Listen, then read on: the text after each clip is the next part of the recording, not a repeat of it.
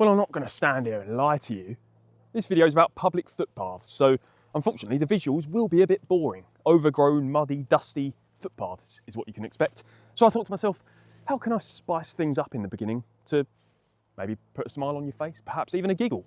So I came to the conclusion, I'll write a joke, a footpath-related joke. But then I thought, all you hear these days is people banging on about AI and how we should all be utilising it more in everyday life. So I thought to myself, let's ask AI to write a little joke about public footpaths.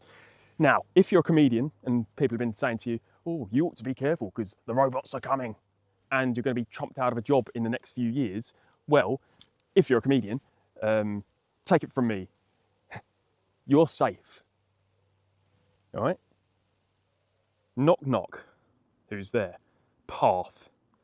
Path who? Take the public footpath, it's the scenic route. I'm sorry? Have I missed the... Am I stupid? Did I miss the punchline? Let's try another one. Knock, knock. Who's there? Trail. Trail who? Trail along the footpath. Adventure awaits. Ah! That is funny. Like, really funny. Moving on. Public footpaths offer us a gateway to nature, history, and adventure. Adventure awaits.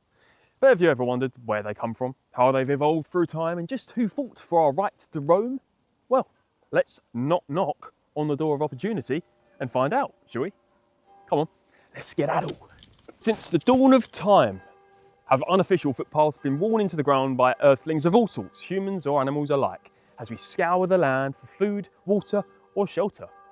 These primitive trails helped form the foundations of emerging communities and were essential for trade of goods, such as metal, pottery, and livestock during the Bronze and Iron Ages. Fun fact break. One of England's oldest known footpaths is the Ridgeway, which stretches across southern England and dates back more than 5,000 years. That's older than the pyramids of Giza. Crazy, right? Back to it. When the Romans arrived in 43 AD, many of these footpaths got an upgrade into roads which were then used by the Romans' legions. And from then, right through to the medieval era, the footpaths and roads helped the common man, linking everyone to other villages, other markets, and sacred sites. So they were used by pilgrims on their pilgrimage.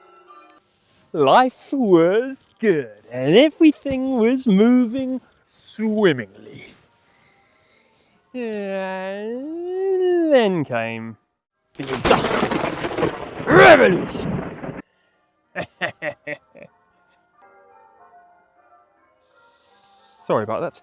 The Enclosure Acts of the 18th and 19th centuries effectively gave landowners the permission to fence off land and instead use it for agriculture amid the country's rising population. Fair enough in a way, but this of course did mean that many footpaths were either rerouted or closed altogether. So it wasn't great news for us. Now, I know sometimes it is hard to believe, but humans by nature love nature. So between me and you, it was only a matter of time before the wild public footpath made a roaring comeback. And it did. And a large chunk of the credit for that must go to the Romantic movement, as British literary heavyweights in the Romantics movement took pleasure in writing about the beauty and tranquility of our natural world, such as John Keats and Samuel Taylor Coleridge. Good job, chaps.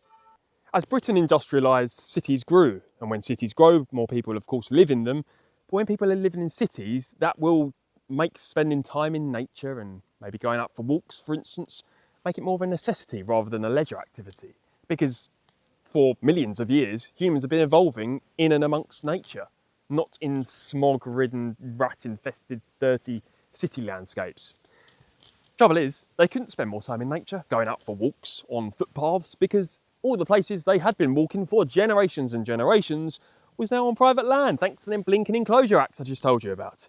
So, in a nutshell, tensions started to rise and trespassing became a lot more commonplace. And yeah, mild social unrest occurred. Okay, I know I said the visuals would be boring. Guilty. I lied. Sorry.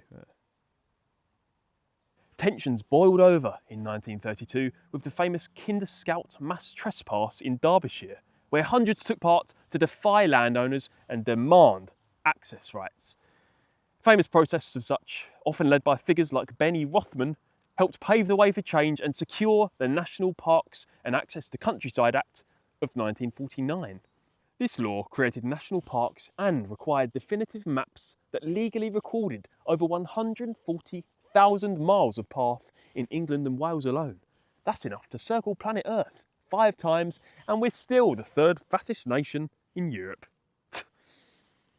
The fight continued, culminating in the Countryside and Rights of Way Act 2000, giving everyday folk like you or I the right to roam on open land. Today, England has 146,000 kilometres, whilst Wales boasts a comfortable 26,000 kilometres of footpath, used by millions for the 3 H's: health, happiness and heritage.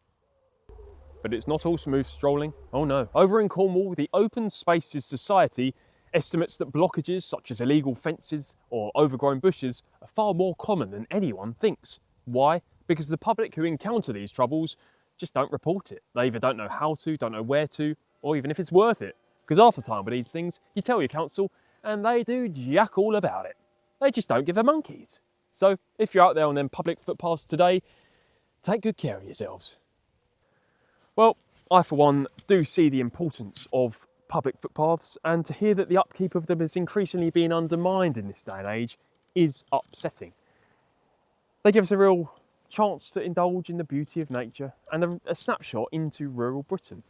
And to hear that it's taken the good men and women of the world to set up these fringe groups just to give us the right to have them, and so that they're looked after properly by the council, again, it's upsetting. These should be a given, because after all, it's not really anyone's land, it's just God's green earth.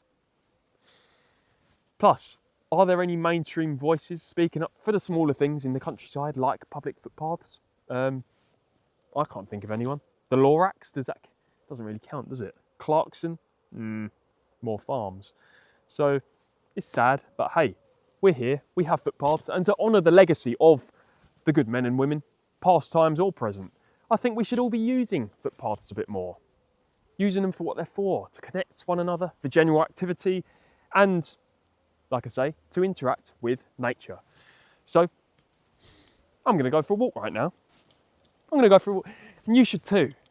So, until next time, see you later. Oh, this is so nice. That tree there.